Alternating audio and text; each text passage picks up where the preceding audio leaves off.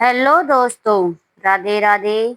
आप सभी कैसे हैं? आशा करती हूँ कि आप सभी अच्छे होंगे। आप कभी ने सोचा है कि चींटियों को कुछ खिलाने से भी हमें सुख समृद्धि और शांति की प्राप्ति हो सकती है। धन मिल सकता है, धन वैभव बढ़ता है। जी हाँ दोस्तों, आज मैं आपको उनके बारे में बताऊंगी कि चींटियों को भी दान पुण्य से हमारे जीवन में कैसे सुख समृद्धि और शांति बढ़ती है।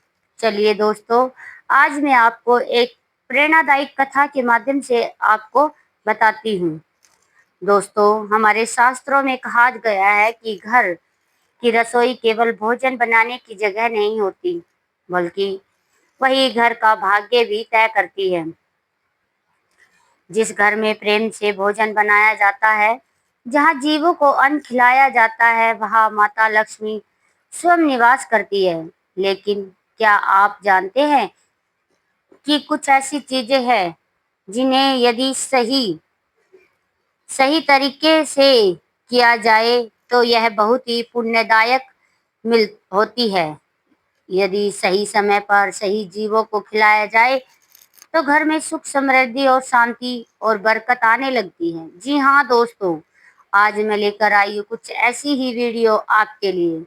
आज की इस अद्भुत कथा में हम जानेंगे कुछ कौन सी छोट चीजें किसे खिलानी चाहिए, किस दिन कौन सा उपाय सबसे अधिक फल देने वाला होता है, कैसे एक गरीब परिवार केवल छोटे से दान से धनवान बन गया, और क्यों भगवान स्वयं अन्नदान को सबसे बड़ा पुण्य मानते हैं। दोस्तों, इस कथा के अंत तक अवश्य सुनिएगा, क्योंकि अंतिम उपाय आपके जीवन की दिशा बदल सकता है। जी हाँ दोस्तों, चलिए दोस्तों, आज मैं आपको एक अत्यंत प्रेरणादायी कथा सुनाती हूँ। गरीब ब्राह्मण का दुख। बहुत समय पहले एक छोटे से गांव में एक गरीब ब्राह्मण रहता था। उसका नाम था हरिदास। हरिदास बहुत ईमानदार और भगवान का भक्त था, लेकिन उसके घर में हमेशा गरीबी रहती थी। सुबह होते तो रसोई में अन्न नहीं होता, बच्चे भूखे सोते, पत्नी चिंता में रोती रहती। एक दिन उसकी पत्नी बोली, स्वामी, आप दिन रात भगवान का नाम लेते हैं, फिर भी हमारे घर में सुख क्यों नहीं आता? हरिदास शांत स्वर में बोला, भगवान देर करते हैं, अंधेर नहीं। लेकिन मन ही मन वह भी टूट चुका था। उसी रात उसने भगवान शिव से प्रार्थना की, हे भोलेनाथ, मुझे ऐसा मार्ग दिखाइए जिससे मेरे परिवार का दुख दूर हो सके।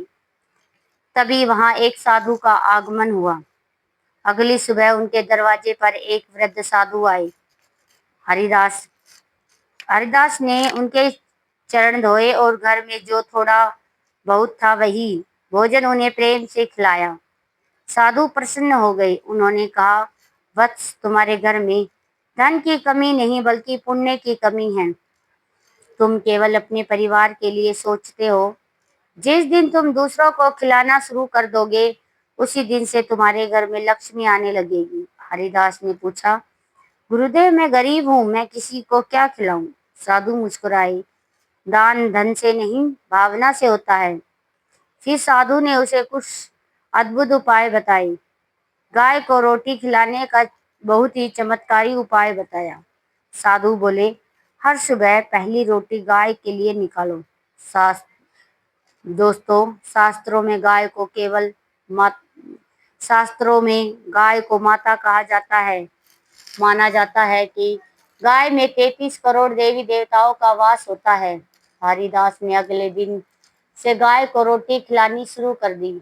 धीरे धीरे उसके घर का वातावरण बदलने लगा। जहाँ पहले कलह होती थी, वहाँ प्रेम आने लगा। बच्चे स्वस्थ रहने लगे। पत्नी के चेहरे पर मुस्कान लौट आई। कुछ ही दिनों में गांव के लोगों ने हरिदास को पूजा पाठ के लिए बुलवाना शुरू कर दिया। उसकी आमदनी बढ़ने लगी। एक दिन साधु फिर आए। उन्होंने कहा, यदि घर में पितृ दोष हो, बार बार बाधाएं आती हो, तो कोए को भोजन खिलाओ। हरिदास ने पूछा, गुरुदेव, इससे क्या होता है? साधु बोले, कोए को भोजन देने से पितृ प्रसन्न होते हैं। जिस घर में पितृ प्रसन्न होते हैं वह धन और शांति दोनों टिकते हैं।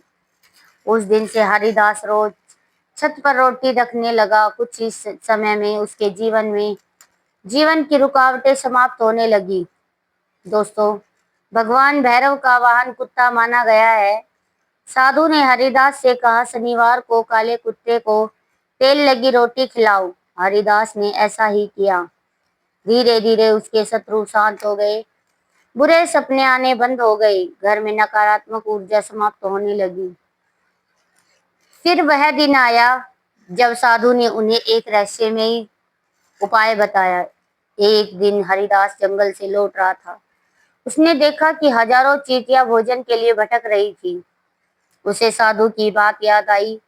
वह घर गया और आटा लेकर आया। उसने चींटियों के पास आटा डाल दिया। दोस्तों, शास्त्र कहते हैं जो छोटे जीवों का पेट भरता है भगवान उनका भंडार भर देते हैं। कुछ ही महीनों में हरिदास का घर अनाज से भर गया। साधु ने कहा, प्रतिदिन पक्षियों को दाना डालो। हरिदास ने ऐसा करना शुरू किया। अब उसके घर में अजीब सी सकारात्मक ऊर्जा रहने लगी।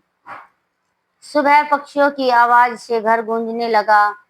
दोस्तों, माना जाता है कि पक्षियों को दाना खिलाने से बुध और शुक्र ग्रह मजबूत होते हैं, जिससे व्यापार, धन और सम्मान बढ़ता है।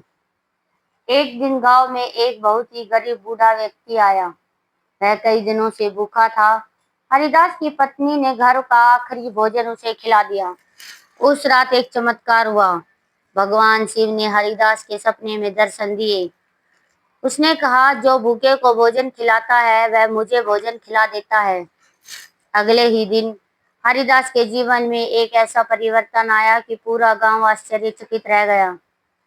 धीरे धीरे हरिदास का घर सुख, शांति और धन से भर गया।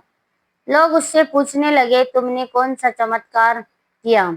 हरिदास मुस्कुरा कर कहता, मैंने केवल खिलाना सीखा है। दोस्तों, याद रखिए, जो गाय को रोटी खिलाता है उसके घर में सुख आता है। जो पक्षियों को दाना देता है उसके जीवन में खुशी आती है।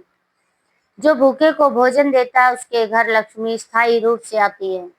और जो जीवों पर दया करता है भगवान स्वयं उसकी रक्षा करते हैं।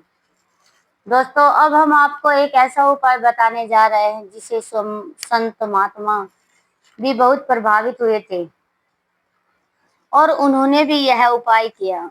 हर गुरुवार पीले दाल का दान करे, गाय को गुड़ और रोटी खिलाए और किसी भूखे को केला या भोजन अवश्य दे। ऐसा लगातार 11 गुरुवार करने से घर की आर्थिक परेशानियां धीरे धीरे समाप्त होने लगती है।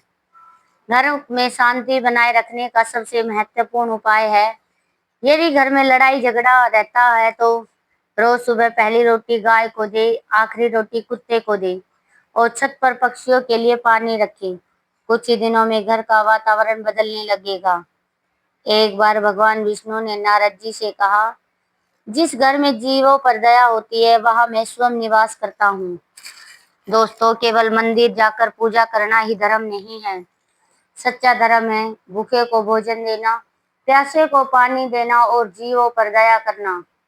जो भक्त आज से संकल्प करेंगे, किसी जीव को भूखा नहीं रहने देंगे, जो थोड़ा सा अन्न दान करेंगे और भगवान का धन्यवाद करेंगे। याद रखिए, दान कभी धन दान कभी धन नहीं होता। दान कभी देने से कम नहीं होता, बल्कि भाग्य बढ़ता है। जो दूसरों का पेट भरता है भगवान उसके घर भर देते हैं। यदि आपको यह वीडियो अच्छी लगी हो तो लाइक, शेयर और कमेंट जरूर करें। तो दोस्तों, आज की यह वीडियो आपको कैसी लगी कमेंट बॉक्स में हमें जरूर बताइएगा। अगर वीडियो अच्छी लगी हो तो कमेंट बॉक्स में राधे राधे जरूर लिख के फिर मिलते हैं एक नई वीडियो के साथ। तब तक के लिए राधे राधे।